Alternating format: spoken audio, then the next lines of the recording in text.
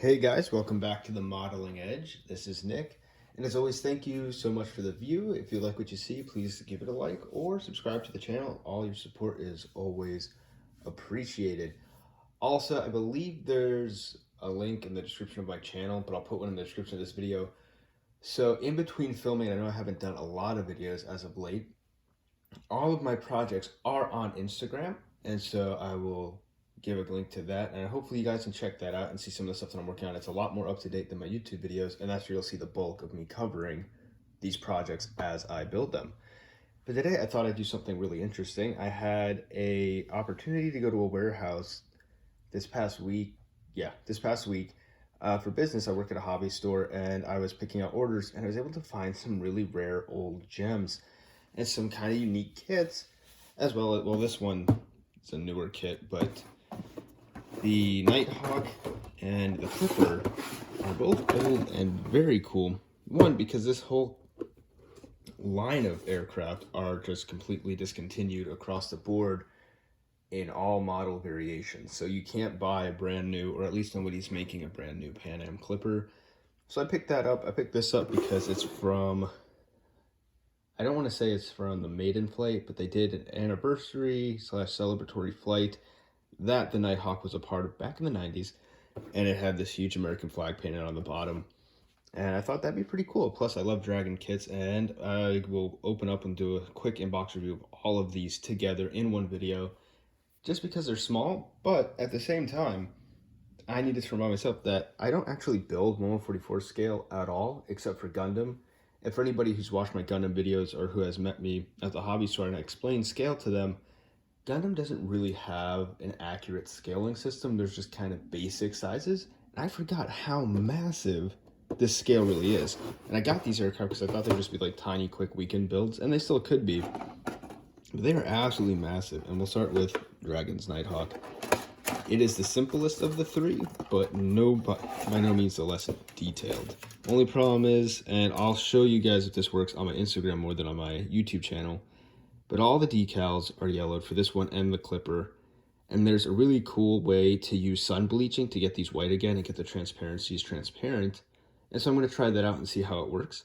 But what I didn't expect with a kit like this, because again, I don't really think of 1/144 scale as being this detailed, which is my fault just because I don't build it a lot.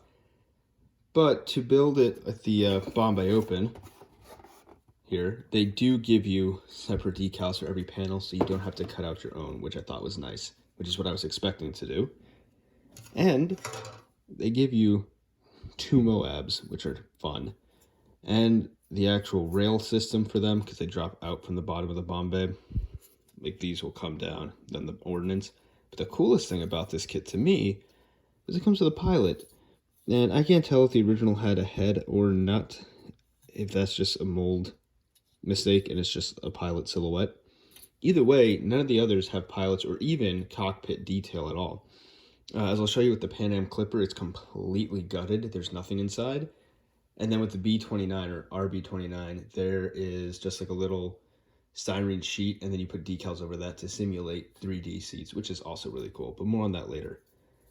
But the side's relatively simple. It's only about 15 parts, but it is just a crazy detailed kit. Really nice recessed panel lines, sharp angles. The engines, obviously, these are molded in place, but it does give you, there's one on each screw. Here it is. So yeah, each engine gets a intake cover, landing gear down or up. Really nice antenna detail. Again, more cockpit detail. It's, again, not the most detailed because it's 1/144 scale, but it's pretty cool. And for this sensory array up here, which I'll paint a different color, they actually give you a clear part with the cockpit. So that is pretty cool. And just, like I said, amazing detail by Dragon. I mean, even the spokes and the wheels. It's just not a high level of detail. So for any of my 1/144 scale modelers, I'm sorry if I appear to be insulting your craft. I'm not. I just really did not expect it to be this detailed, especially because I've built some 1/72 scale aircraft without that. But 2 sprues, well, 3 including the clear parts, and it's just a really nice detailed aircraft. Absolutely looking forward to build this. I'll probably do this one first of the 3. but I don't know, I'm ecstatic. I did not expect any of those things from a kit. It's not that old. I think this kit came out in like 2000 to 2002. It doesn't actually give me a production date for it on the box. Yeah, no production date on the box, but still really cool to have that many detail. Oh, 21 parts to be exact. Next is the Minicraft models, and Minicraft is a company I was really interested in working with, and I haven't, mostly because I don't build to scale. But they do this really cool thing. They didn't do it on any of these kits. Obviously, this is a super old one. I think the last production of this particular kit was in the 90s. But nowadays, they will do pre-painted canopies, and as long as you can match the color close enough, you don't have to worry about masking or anything. They're already done in the box. Pan Am Clipper is not that way. In fact, this kit's of a real old generation, so some of my older modelers will remember when kits used to come just in bags off of sprues. That would be this. Really nice decal sheet. Most of the actual markings and coloring on this clipper are going to be decals. The only thing I'm a little bit disappointed in is that my particular one did not come with the decal sheet that had the American flag on it to put on the fuselage. Comes with a little stand and a lot of clear parts. They're not the greatest clear parts, but it gives you windows, glass windows for every single window you see here. Obviously the windscreen for the canopy, and even these two doors on either side have glass parts for the windows as well. Don't know where they are on the sprue. And then of course, this right here fits on top, a little observation dome.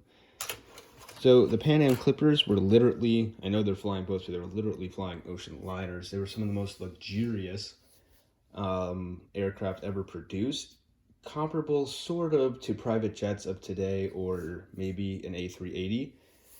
It cost about $10,000 to $15,000 a ticket in today's money to get onto a Clipper in the 30s, and they were absolutely extravagant. So one of the cool things about them is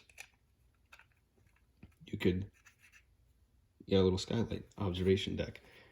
What I was not prepared for with this aircraft is just the size. And again, it's not that big, but it's almost the size of my Blackburn Buccaneer 72nd scale.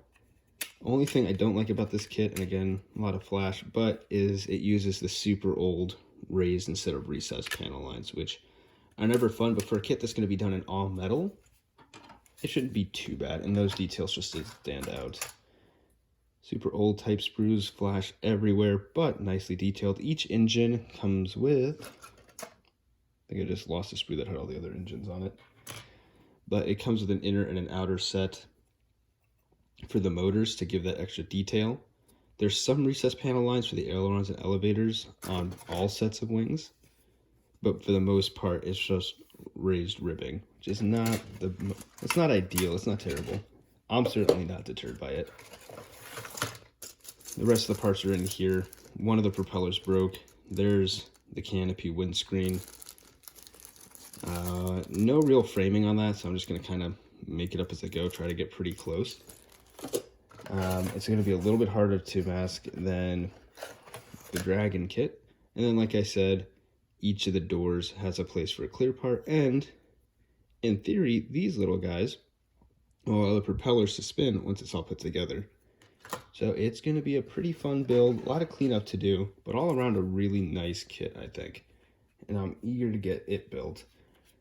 I've just now experienced with raised panel lines. I've never built a kit with raised panel lines, except for maybe the super old monogram kits. So still pretty cool. It's nice to have this aircraft as a little piece of history, not only actual aviation history, but model history in general. So a very fun kit. And like I said, same thing with the Nighthawk decals. I'll be trying to bleach these a little bit. There's no white decals, which is nice, but just to make this color pop a little bit, or to keep the edges of the transparency there transparent. Oh, that was the last thing I was going to say. Unlike the Nighthawk, there is no interior and there's no parts. I'm not going to build an interior for this kit, even though they do have clear parts for all the windows, because you're not going to really see too much once it's built. But once you do build it and you get that frame in there, that's what you're going to see. It's just going to be basically straight to the back, nothing but raw plastic. Again, I'm not too worried about that personally. It does not harm the build for me in any way. That's just the reason why. This is how I expected all 1/144 scale aircraft to be. And so seeing that the Nighthawk gets a little cockpit interior space was super amazing. To me anyway. And last but not least, this is a newer version of Minicraft's B-29. They built, since the 90s, the Enola Gay. They've done Korean War versions. They've done the Russian version. They've done the testbed version. They've done the bulk of, well, not the bulk because there's a lot, but they've done a lot of B-29s in this scale. This is one of their newest. And the thing that makes this the most interesting of the three kits for me is just the way that Minicraft goes about parsing out detail. So more traditional recessed panel lines for most parts. However, you do have raised panel lines for all the ribbing. So you can see it. Engine details, ailerons again, and other really fine points are recessed, which is a new technique, but for the main part of the wing, which I suspect they got from old sprues, it's going to be that old raised stuff. 4 cowlings, 4 engines, just single motor mounts, but they also have the second one here on a full backer, so you can't just see into the engines, which is nice. It does have options to be built gears down or gears up. This one's a new kit, so none of my propellers are broken, which I'm very grateful for. The detail on these wheels are a little lackluster, but nothing terrible. I mean, if you recall, like the really big balloon wheels of World War II, it's not too bad. And I don't mind it. I probably will be building this one gears up, though, because it comes with a really nice clear stand, which you can see there. And then, hopefully I don't break them off. But all these other little parts, which I will have to glue to the fuselage of the flying boat, come pre-molded into the frame.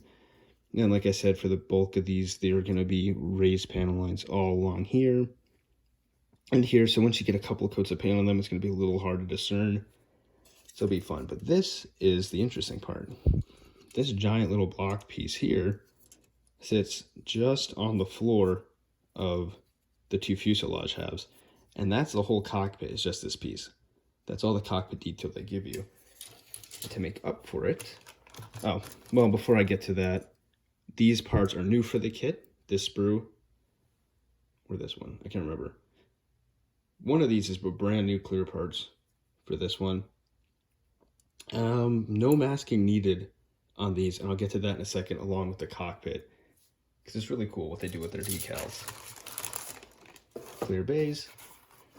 So these are the old decals for the previous Korean War version B-29 Super Fortresses.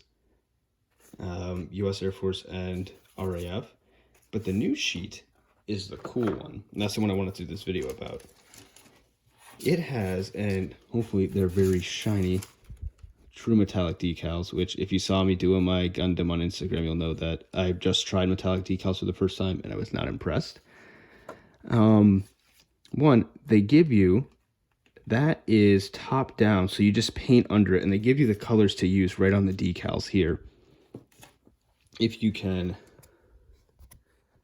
see that, it's a little glary, but basically you paint underneath it. So you'd paint that piece green and then try to parse out where the chair is going to be. And they give you individual instrument panel decals as well that you can put on it.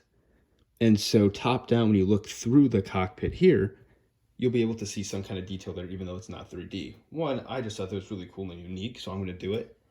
But they also give you the option, if you wanted to back the nose, or I guess you could put them on front, just however you wanted to do it, with blackout windows. So that way you didn't have to mask anything if you didn't want to. Or paint the whole thing, and then just put these windows over the fully painted canopy. Again, no masking, which is cool. But what's even cooler to me are these panels here. I'm going to do mine in a natural metal finish with Alclad anyway. But these are for sides of the fuselage that aren't chrome. And all of these bits here are all cut to fit around the glass canopy. So these canopies are real recessed. You can see that all the frames are recessed, and except for this big part here, which you will have to paint, this little like T section right in the center, the frame for this whole canopy and this nose piece are all pre-cut masks with some other ones to do the frames on, like the observation bubbles and stuff, in metal. And so I'm going to do this. I'm going to mask the canopies, obviously, but not to not to paint the frame. It's just going to be a full mask with no painting on the glass, but I'm just going to glue it on before I paint it for fit issues. And I'm going to try and see how this works, and so I will film that because I've never seen anything quite that unique before, like a 2D canopy, not canopy, but a 2D cockpit, a decal canopy frame. It's just all really unique. I've never seen an aircraft kit do that. If you have, please let me know which ones in the comment section below, and if you've used them or if you've built this exact kit, how they work out. I mean, I'm going to use them anyway just to find out, but I'd like to hear your opinions. So out of the three, for me, the B-29 is certainly the most interesting just in terms of what they're doing with their details and how they're achieving different kind of effects through just printed decals. But my personal favorite of the three is going to be the Pan Am Clipper. It's just a really rare aircraft, and I'm really excited to get started on it. So sometime in this week, I'll be starting one, if not all three of them, and then probably rolling it back as I realize that just because they're small, they are no less difficult to put together or detail. So stay tuned for those videos when I make them, but for the most part, like I said, I will put a link in the description of this to my Instagram. Check out the post there, and as always, thank you for watching, and I will see you next time.